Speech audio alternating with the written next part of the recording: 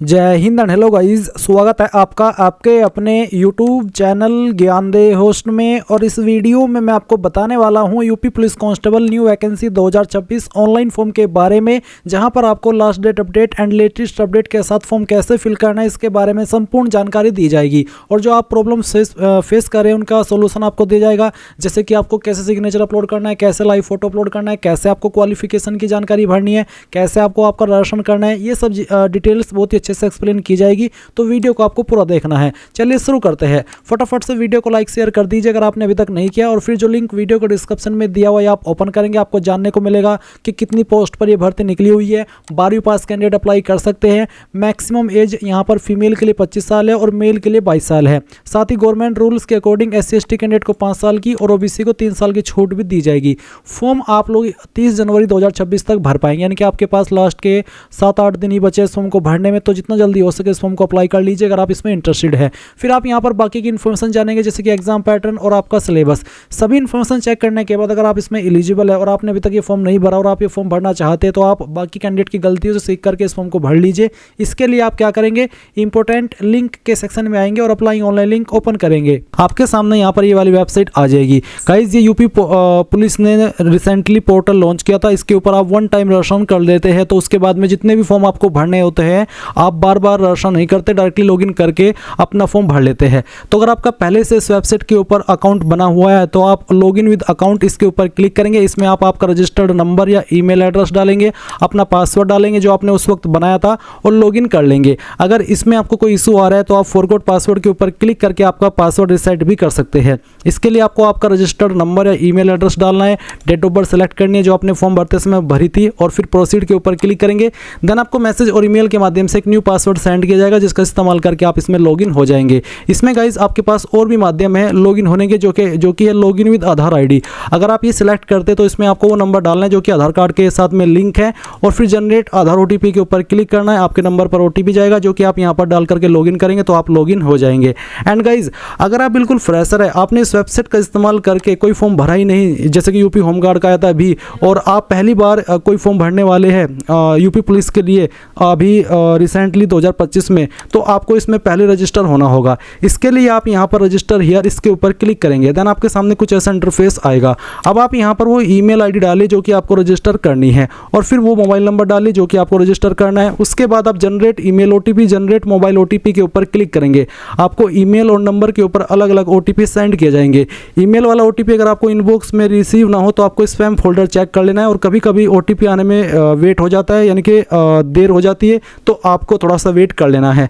जैसे ही आपको OTP receive हो जाए तो दोनों OTP आप यहाँ पर डालेंगे। दोनों OTP आपको एक साथ भरने होंगे, पहले ईमेल वाला फिर नंबर वाला, और फिर आपको वेरीफाई एंड प्रोसीड इसके ऊपर क्लिक करना है। गाइज, जैसे ही आपका OTP वेरिफिकेशन सक्सेसफुल हो जाए तो आप यहाँ पर सत्यापन का पेज देखेंगे, जहाँ पर आपको बोला है कि I confirm that I have completed 18 years of age. तो आप इसके ऊपर टिक कर देना। इसके ऊपर टिक करने के बाद आप नीचे की तरफ आएंगे और यहाँ पर आपके सामने 2 ऑप्शन है, एक है वेरीफाई थ्रू आधार और दूसरा है वेरीफाई थ्रू डिजिलॉकर, या फिर तीसरा है I am not currently registered with Aadhaar और डिजिलॉकर। तो यहाँ पर तीसरा ऑप्शन तभी सेलेक्ट कीजिएगा तब आप रजिस्टर्ड ना हो। बट ये गाइज आपको आधार के थ्रू वेरिफिकेशन करना या फिर डिजिलॉकर के माध्यम से वेरिफिकेशन करना काफ़ी ज़रूरी हो जाता है, क्योंकि आपकी इन्फॉर्मेशन डॉक्यूमेंट वेरिफिकेशन के टाइप यहीं से फैच की जाती है और यहीं से वेरीफाई की जाती है। इसलिए आप इनमें से कोई एक माध्यम का सिलेक्ट कीजिए। अगर आप मान लीजिए आधार का कर रहे हैं तो आपको वेरिफिकेशन थ्रू आधार इसके ऊपर टिक करना है। एंड देन यहाँ पर आप आपका जो आधार नंबर है वो डालेंगे, या फिर आपकी जो वर्चुअल ID है वो डालेंगे। कोई एक चीज़ आपको यहाँ पर डालनी है और जनरेट आधार OTP इसके ऊपर क्लिक करना है।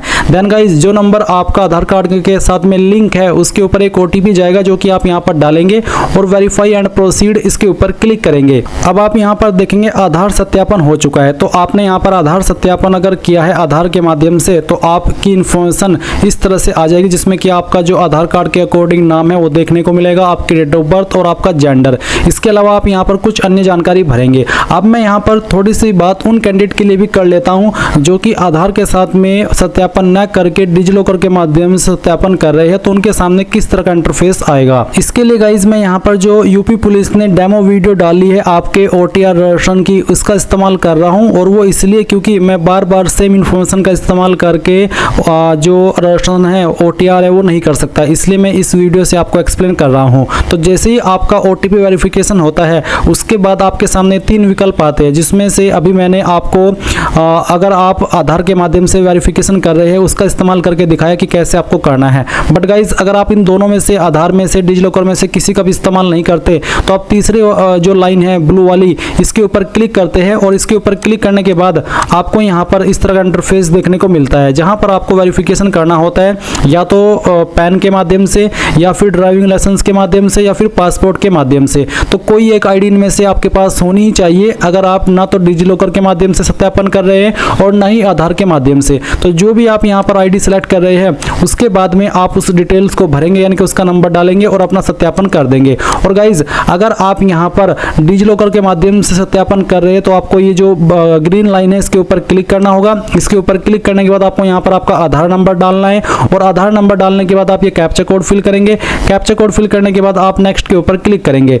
नेक्स्ट के ऊपर क्लिक करने के बाद में आप यहाँ पर देखेंगे आपको बोला है कि एक OTP, तो बेसिकली आपको यहाँ पर OTP सेंड किया गया है। तो आप यहाँ पर आपका वो जो OTP मिला है आपके नंबर के ऊपर वो OTP डालिएगा जो कि आपका आधार कार्ड के साथ में लिंक है और फिर कंटिन्यू कर दीजिएगा। फिर आप यहाँ पर एक 6 डिजिट का सिक्योरिटी पिन क्रिएट करेंगे अपनी चॉइस का, जिसका एग्जाम्पल आपको आपकी डिस्प्ले के ऊपर देखने को मिल जाएगा। तो आप यहाँ पर जैसे ही पिन क्रिएट कर ले और कंटिन्यू करें तो फिर आप यहाँ पर देखेंगे कि जो आपका डिजिलॉकर अकाउंट है वो बन चुका है और आप यहाँ पर देखेंगे आपकी सभी इन्फॉर्मेशन आ चुकी है। तो आप जिस इन्फॉर्मेशन का एक्सेस देना चाहते हो यूपी पुलिस को उसको आप टिक कर देंगे। जैसे कि जो आपके डिटेल्स डिजिलॉकर अकाउंट के ऊपर अवेलेबल है वो आपको यहाँ पर देखने को मिलेगी। तो आपको क्या करना है, आप यहाँ पर देखेंगे नीचे की तरफ आएंगे और नीचे की तरफ आकर के आप इन सभी को सिलेक्ट कर देंगे, यानी कि जिस डिटेल को आप देना चाहते हैं उसके ऊपर टिक कर देना और फिर अलाउ कर देना। अलाउ करने के बाद में आपका यहाँ पर डिजिलॉकर के माध्यम से सत्यापन हो जाएगा। तो गाइज मैंने आपको तीनों तरीके से बता दिया कि कैसे आपको आपका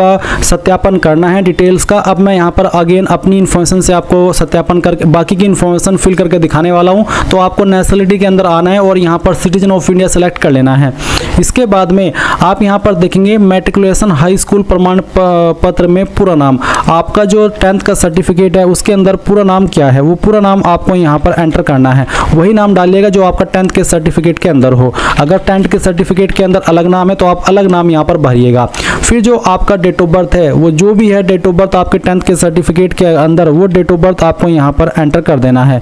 तो इस तरह से आपको यहाँ पर एंटर करना होगा। एंड देन आप यहाँ पर देखेंगे जेंडर, तो आपको आपका जेंडर सेलेक्ट कर लेना है। फिर यहाँ पर जो भी आपका फादर नेम है वो आप एंटर करेंगे। फादर नेम को दोबारा डाल करके वेरीफाई कर देंगे। फिर आपको प्रोसीड के ऊपर क्लिक करना है। इसके बाद आपके सामने यहाँ पर कुछ ऐसा इंटरफेस आएगा जहाँ पर आपको पासवर्ड क्रिएट करने को बोला है। और गाइज मैं आपको बता दूं, अगर आपकी डिटेल्स आधार के साथ में मैच नहीं हो रही है और आपको उसको मैच करानी है तो अभी के लिए आप यहाँ पर आई एग्री कर दीजिए कि मुझे पता है कि मेरी डिटेल आधार के साथ में मैच नहीं हो रही है, क्योंकि मेरी आधार कार्ड के साथ में नाम DOB अलग है और मेरे 10th के सर्टिफिकेट में डिटेल्स अलग है। तो आप आगे उसके बावजूद भी बढ़ सकते हैं। बाद में चाहे तो आप आपकी डिटेल्स 10th के सर्टिफिकेट के अकॉर्डिंग करा लीजिएगा। तो आप यहाँ पर आपका पासवर्ड क्रिएट करेंगे। पासवर्ड आपका कैसा है उसका एक डेमो आप यहाँ पर देख लीजिए। पासवर्ड के अंदर इंग्लिश का कैपिटल लेटर, स्मॉल लेटर, कोई एक स्पेशल कैरेक्टर और साथ ही डिजिट, कुछ इस तरह का पासवर्ड आपको बनाना है जिसमें कि जैसे कि मैंने बताया कि छोटा अक्षर भी होना चाहिए, बड़ा अक्षर भी होना चाहिए, डिजिट भी होना चाहिए और कोई स्पेशल कैरेक्टर भी होना चाहिए। पासवर्ड की लेंथ आपकी 8 से 16 कैरेक्टर के बीच में होनी चाहिए। तो जो भी पासवर्ड आपने यहाँ पर बनाया दिए गए इंस्ट्रक्शंस के अकॉर्डिंग वो यहाँ पर डालने के बाद कंफर्म पासवर्ड में दोबारा डालेंगे और फिर आई एम नॉट रोबोट के ऊपर क्लिक करके preview and create an account इसके ऊपर क्लिक करेंगे। अब गाइज जो भी आपने इन्फॉर्मेशन अभी भरी है वो सभी इन्फॉर्मेशन आपके सामने है। आप इन सभी जानकारी को डबल चेक कर ले, क्योंकि बाद में आपको एडिट का मौका नहीं मिलेगा ये, क्योंकि ये वो इन्फॉर्मेशन है जो कि आप रजिस्ट्रेशन के समय भरते हैं। तो अब आप यहाँ पर टिक कीजिए और फिर क्रिएट एन अकाउंट इसके ऊपर क्लिक कीजिए। अब आपको यहाँ पर प्रोसीड कर देना है। प्रोसीड करने के बाद देखेंगे यूजर क्रिएटेड सक्सेसफुली। अब आप यहाँ से ओके करेंगे और ओके करने के बाद में आपको यहाँ पर लॉगिन होना है। लॉगिन आप 3 तरीके से हो सकते हैं। एक है लॉगिन विद अकाउंट, दूसरा है लॉगिन विद आधार ID और तीसरा है लॉगिन विद डिजिलॉकर। तो जिस भी माध्यम से आपको लॉगिन होना है वही आप सिलेक्ट कर लीजिए। मैंने यहाँ पर लॉगिन लॉगिन विद अकाउंट का ऑप्शन सेलेक्ट किया है तो मेरे सामने ये वाला इंटरफेस आया है। आप भी आपकी चॉइस के अकॉर्डिंग जो माध्यम चाहिए वो सेलेक्ट कर सकते हैं लॉगिन होने के लिए। तो अगर आप यही वाला माध्यम सेलेक्ट कर रहे हैं तो आपको आपका रजिस्टर्ड नंबर या ईमेल एड्रेस डालना है और फिर जो पासवर्ड आपने अपनी मर्जी से भी बनाया क्रिएट अकाउंट करते समय वो पासवर्ड आप डालेंगे। फिर आप आई एम नॉट रोबोट के ऊपर क्लिक करेंगे और लॉगिन के ऊपर क्लिक करेंगे। इसके बाद गाइज आप सिलेक्ट करेंगे कि आप किसके ऊपर ओटीपी चाहते हैं लॉगिन होने के लिए, ईमेल या फिर नंबर। तो मैंने यहाँ पर नंबर सेलेक्ट किया, उसके बाद में उसी के ऊपर आपको ओटीपी सेंड किया जाएगा। वो ओटीपी आप यहाँ पर डालिए और लॉगिन के ऊपर क्लिक कीजिए। अब गाइज आपके सामने कुछ ऐसा इंटरफेस आ जाएगा। यहाँ पर आ जाने के बाद में आपको ऑनलाइन एप्लीकेशन के सेक्शन पर क्लिक करना है। इस सेक्शन के ऊपर क्लिक करने के बाद आपको देखने को मिलेगा direct recruitment 2025 for the post of constable civil police. और आप क्या करेंगे, अब इसके नीचे जो ऑप्शन है, मैं वर्तमान में यूपीपीआरपीबी उत्तर प्रदेश पुलिस भर्ती एवं प्रोन्नति बोर्ड द्वारा प्रतिबंधित नहीं हूं, तो इसके ऊपर टिक करने के बाद आप अप्लाई के ऊपर क्लिक करेंगे।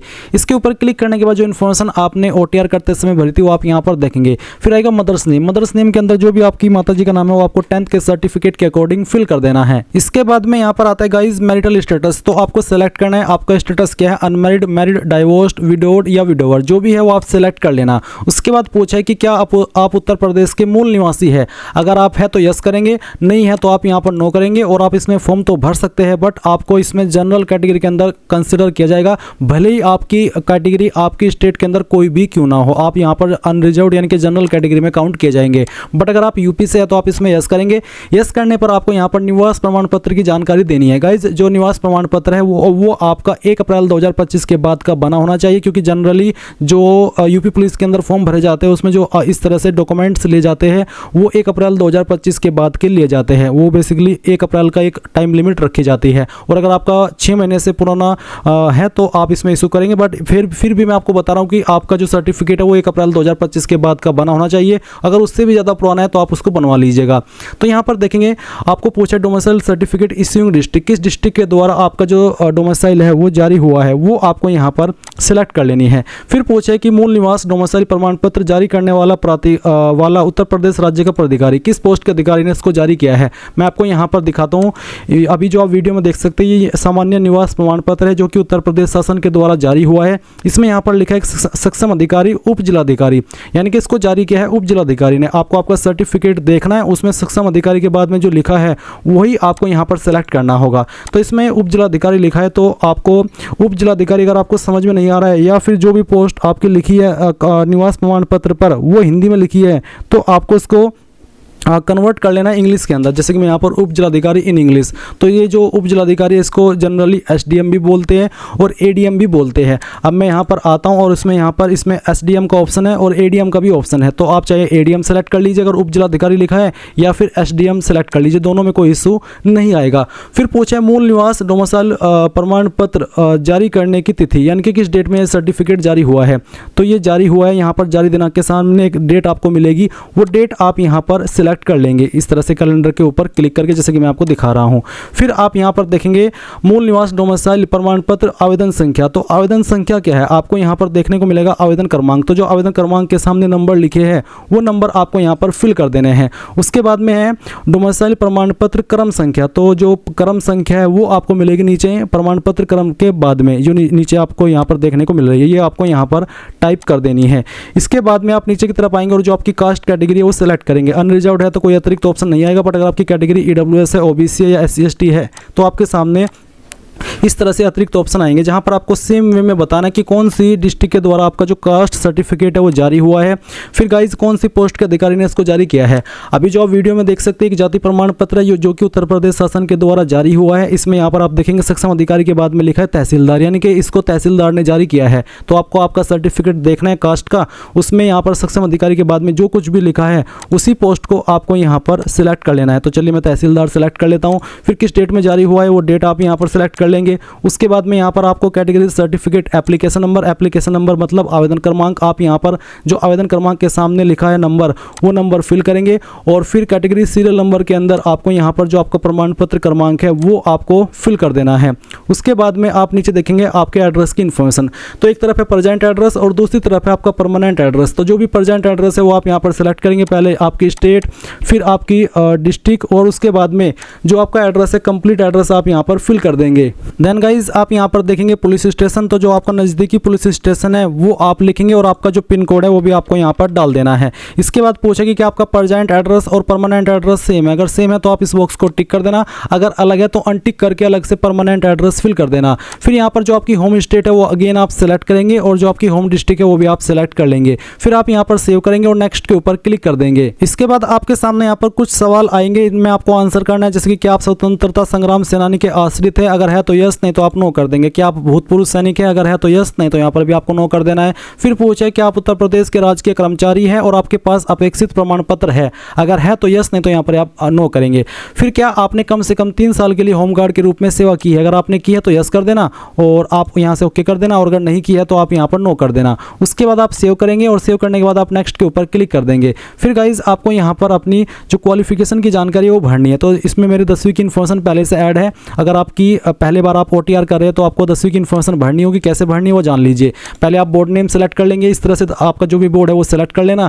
फिर किस साल के अंदर आपने पास की थी, किस डेट में की थी, ये डेट आपको सेलेक्ट करनी है। ये आपको आपकी जो 10th का सर्टिफिकेट है उसके ऊपर देखने को मिल जाएगी। फिर 10वीं का रोल नंबर और 10वीं का जो सर्टिफिकेट सीरियल नंबर है वो भी आप डाल देंगे और इसको ऐड कर देंगे। देन यहाँ पर आपको 12वीं की इन्फॉर्मेशन देनी है। आप इसमें सेम वे में जो आपका 12वीं का बोर्ड है वो आपको सेलेक्ट कर लेना है। जो भी आपका बोर्ड है आपको यहाँ पर लिस्ट में आना है और अपना बोर्ड सेलेक्ट कर लेना है।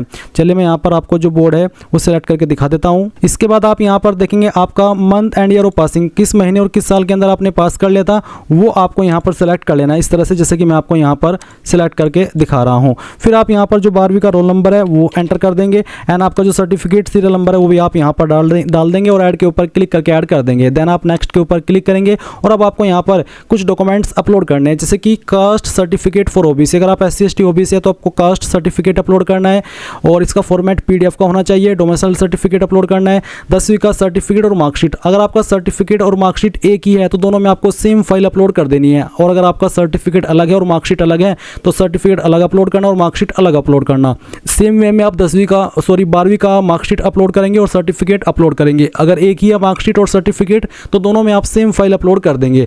अब अगर ये फाइल आपकी इमेज में है तो आप इसको PDF में कैसे बनाएंगे वो जान लीजिए। आप गूगल के अंदर आना, सर्च करना इमेज टू PDF, पहले वाली वेबसाइट ओपन कर लेना, सिलेक्ट JPG इमेज के ऊपर क्लिक करना और जो आपका डोमिसाइल सर्टिफिकेट है या फिर जो भी सर्टिफिकेट आप इमेज से PDF में बनाना चाहते हैं वो सिलेक्ट करेंगे, इसको ओपन करेंगे, इस तरह से फाइल आएगी। कन्वर्ट टू PDF के ऊपर क्लिक करेंगे और सिंगल क्लिक के अंदर जैसे ही आप यहाँ पर डाउनलोड PDF के ऊपर क्लिक करते हैं तो ये फाइल आपकी डाउनलोड होकर के आपके मोबाइल के अंदर या फिर आपके सिस्टम के अंदर आ जाएगी और फिर आप इसको यहाँ पर अपलोड कर देंगे। कैसे?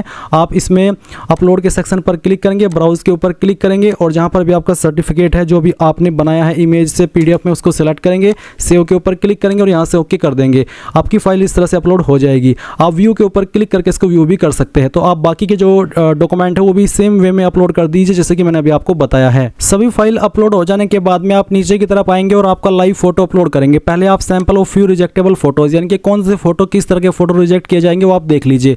ओनली फेस, इस तरह के जो भी यहाँ पर आपको एग्जांपल दिए हैं ये फोटो रिजेक्ट होंगे और नीचे की तरफ जिस तरह का फोटो है इस तरह का आपका फोटो एक्सेप्ट किया जाएगा। अब आप क्या करेंगे, कैप्चर लाइव इमेज, इसके ऊपर क्लिक करेंगे। तो गाइज यहाँ पर आप देख सकते हैं मेरा फोटो इस तरह से अपलोड हो चुका है। अगर आपको फोटो अपलोड करने में कोई एरर आ रहा है तो जो आपको बोला जा रहा है एरर में कि आपका फोटो क्लोज है तो आप दूर होकर के खींचिए, दूर है तो पास होकर के, अगर बैकग्राउंड क्लियर नहीं है तो उसको क्लियर कीजिए। यानी कि जो आपको बताया जा रहा है कि इस वजह से फोटो अपलोड नहीं हो पा रहा है तो आपको उनको कमियों को दूर करते हुए अपना फोटो कैप्चर करने की कोशिश करते रहना है जब तक वो कैप्चर न हो जाए। फिर आप यहाँ पर सिग्नेचर अपलोड करेंगे। इसका साइज 140x60 पिक्सल में होना चाहिए, साइज 5 से 20 KB के बीच में रहना चाहिए। तो ब्राउज के ऊपर क्लिक कीजिए और जहाँ पर भी आपकी सिग्नेचर की फाइल है वो आपको सिलेक्ट करनी है और उसको सिलेक्ट करने के बाद में आप यहाँ से ओपन कर लेंगे। चलिए मैं आपको इसको अपलोड करके दिखाता हूँ। आपका यहाँ पर सिग्नेचर इस तरह से आ जाएगा जैसा कि आप वीडियो में देख सकते हैं, कोई एरर भी नहीं आया है। और अब मैं यहाँ पर सेव के ऊपर क्लिक कर देता हूँ, नेक्स्ट के ऊपर क्लिक करता हूँ।